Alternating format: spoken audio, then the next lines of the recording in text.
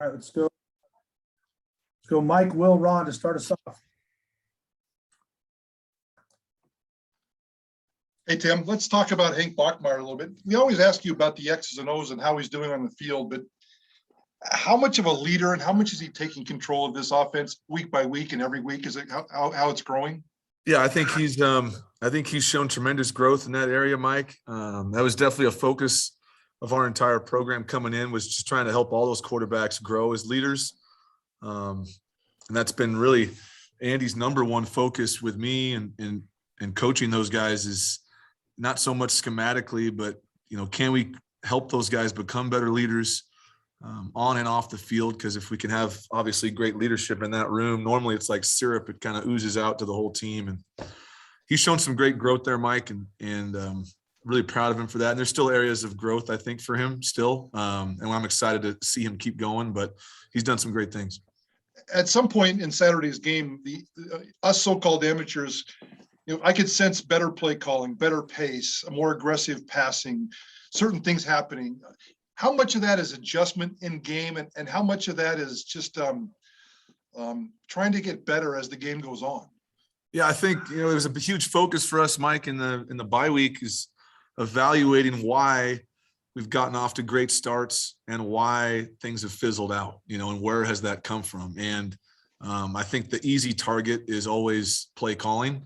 And I'll be the first to say that I don't call perfect plays every time, and I gotta get better when I'm doing my thing.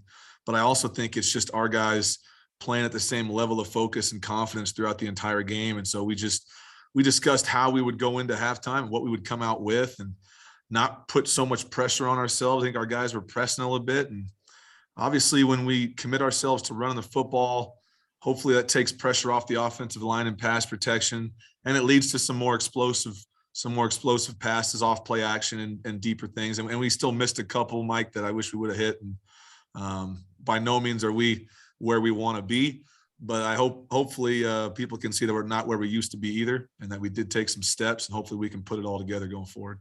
Sounds like, in talking to Andy, that George Jelani is closer. Sounds like he came through Saturday fairly healthy, and there may be a chance for him to be off of a pitch count this weekend.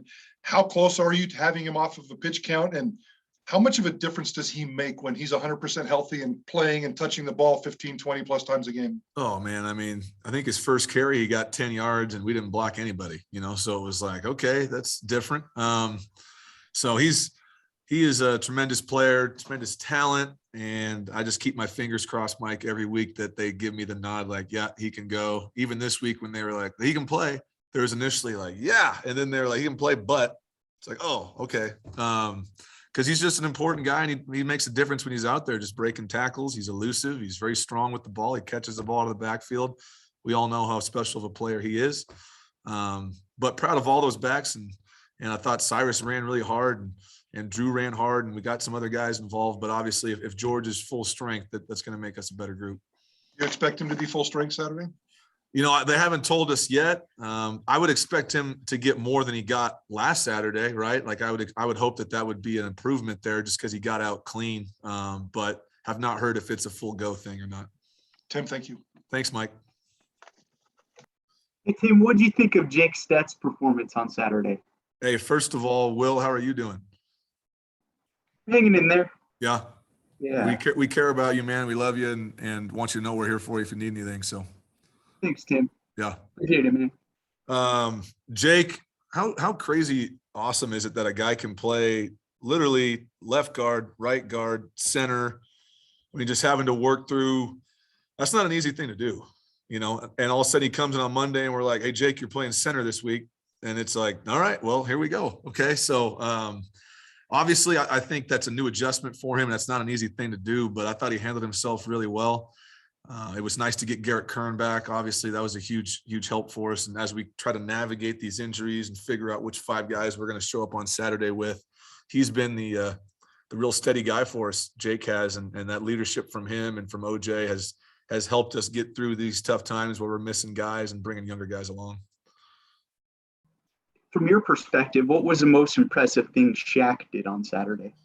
How much time you got? I would say, I mean, that guy is I'll tell you this. You know what's the most impressive about Shaq? And I know it's kind of a boring answer, but I think the most impressive thing about Shaq is that his humility throughout those performances never wavers, right? Like even throughout the game, we start off with some 3 and outs. We're not going well, and everyone can start. I'm sure the outside, get offense is blowing it, and he's just level, man. He keeps the same thought process. He's very positive with the team, but he's honest with our guys when they need to get going. So I just think it's rare to have a skill position player be as involved in driving the offense as he is, because he does it from a place of humility. And I think the guys respect that so much that as he's touching the ball and making plays, it's almost as if we don't even think about how amazing it is that he had that one driver had,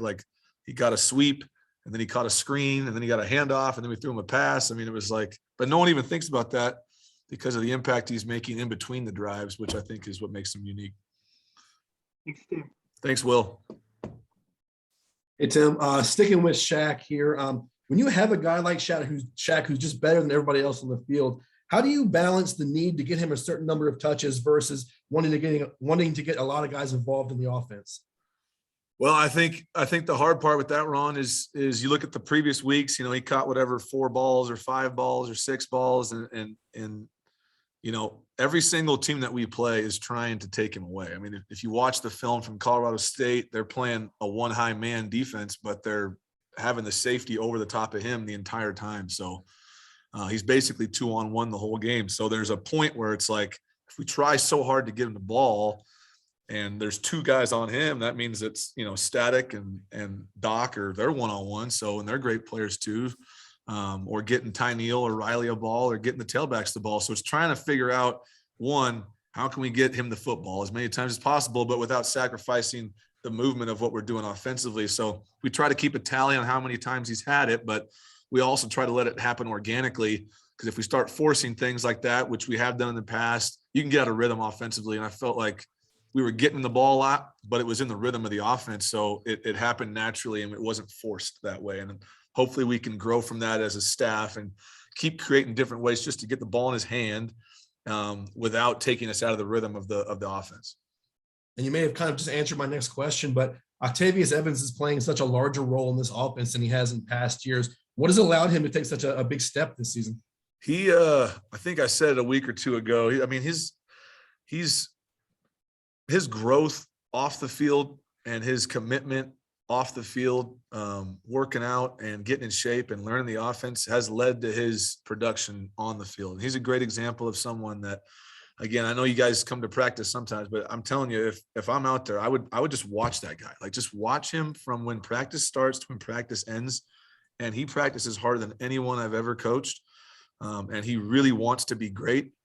And it's starting to translate into success on the field. But his positive impact he's having on the environment around here is trickling down to him having success on the field. So he's, like I've said before, I couldn't be more proud of a guy on the offensive side of the ball. And if you want to watch him in the game, he caught some balls and scored touchdowns. Watch that dude block on the perimeter. That guy was bringing warfare to the perimeter. We had a run, a 3rd down early in the second half. We handed off a ball to George, and he went in there and cracked the safety and the linebacker, and George got the 1st down. It's an amazing play and just shows his commitment in everything he does. Thanks, Coach. Thanks, Ron. Jay and then BJ.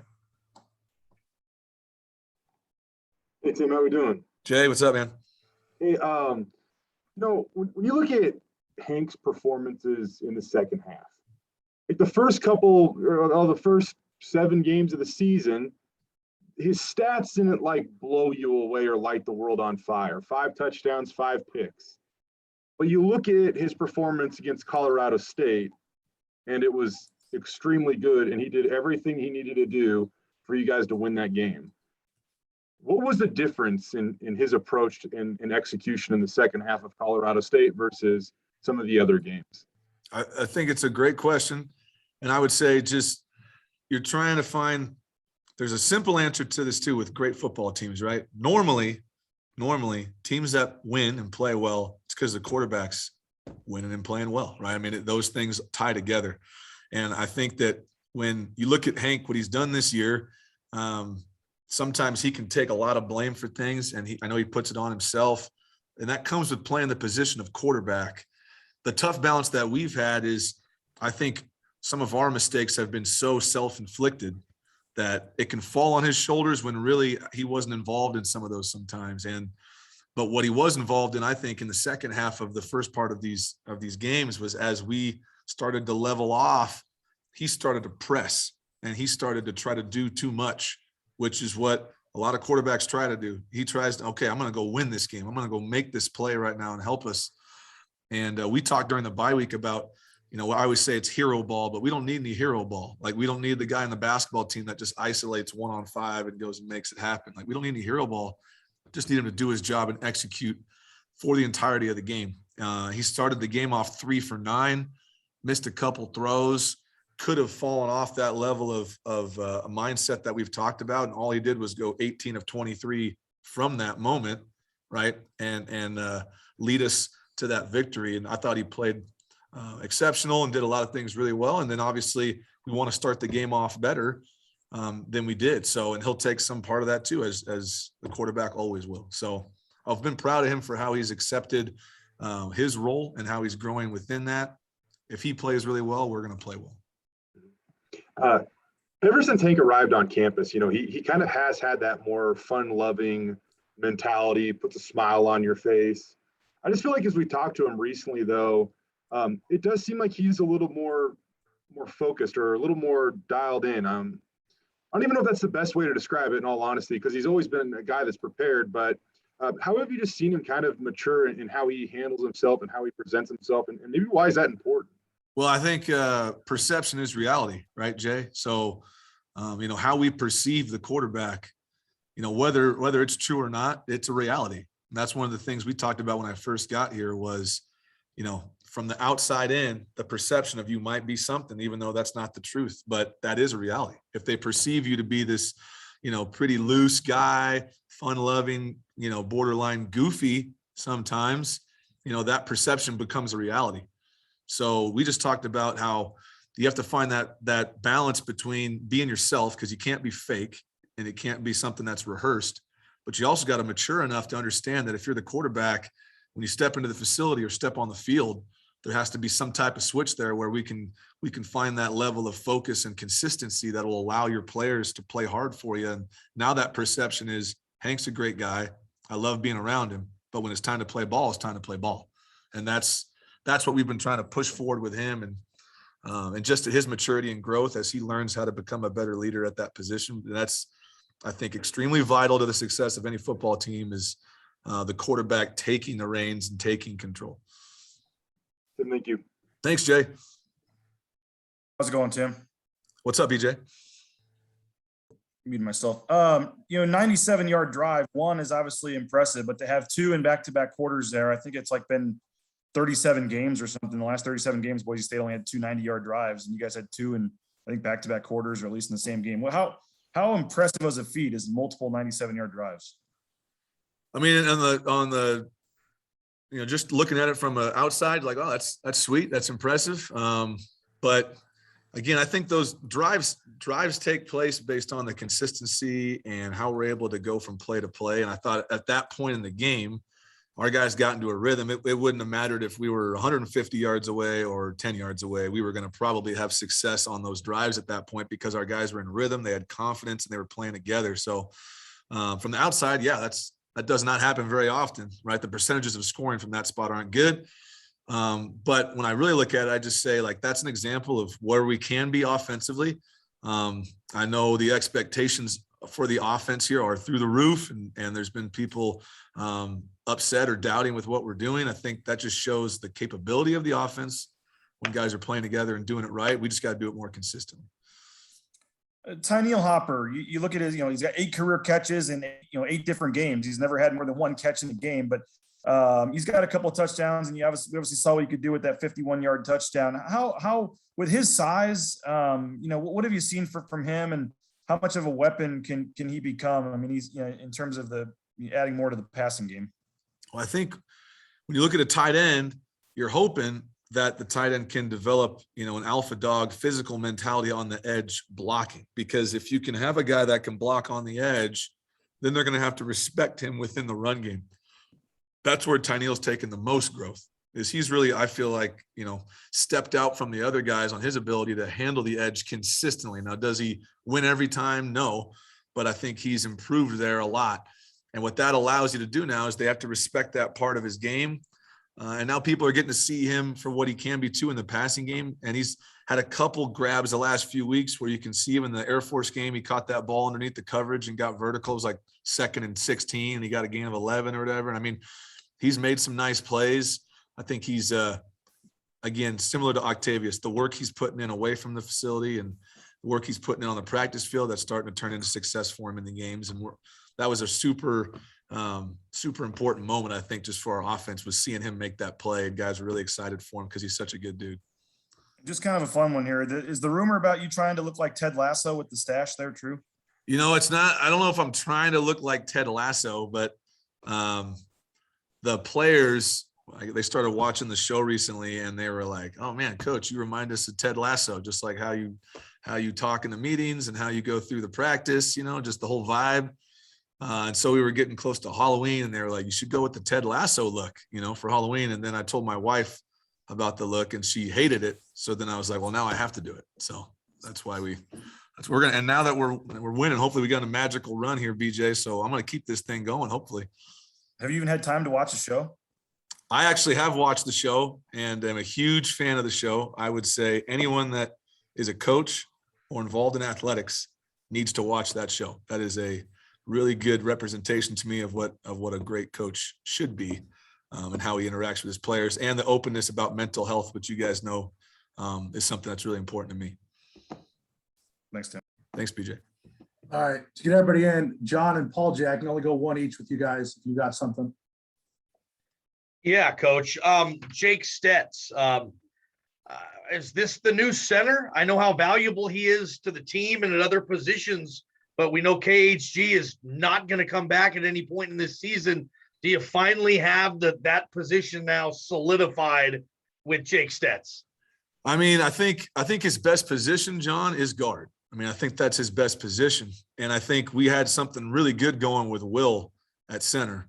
And with him going down, we felt like we needed a similar body type in there that Will was providing for us in center. And so we had to make that move with Jake. And really the only reason we were able to pull it off is because Garrett was returning too, and Jacob Golden was starting to improve. So we've found the center for now, John, I guess, if that's the answer, until we have to figure out what the next move is at other positions. But the good thing about a guy like Jake is we have a lot of confidence in him. So I feel like we could put him anywhere and he'd be able to pull it off. Coach, what concerns you the most about Fresno State's defense? I think they're one of the top teams in the country and the conference in tackles for loss. So they create a lot of disruption in the back of the backfield there with how they get past the line of scrimmage. They got some good veteran players. They're playing really well in the secondary, starting to gain a lot of confidence. You can tell in their unit. They've played a couple good games back to back now defensively. So it feels like every week we got a really, really tough challenge. I was looking at all the stats Colorado State's defense had last week, and I was like, good grief. Okay, these guys are pretty good. And then you got another good one this week. So probably just figuring out a way to stop that penetration, Paul, and make sure we can get away from those negative plays. All right, Tim, appreciate it. Thanks for the time this week. Thanks, guys. Have a great week. Will, we love you, bud.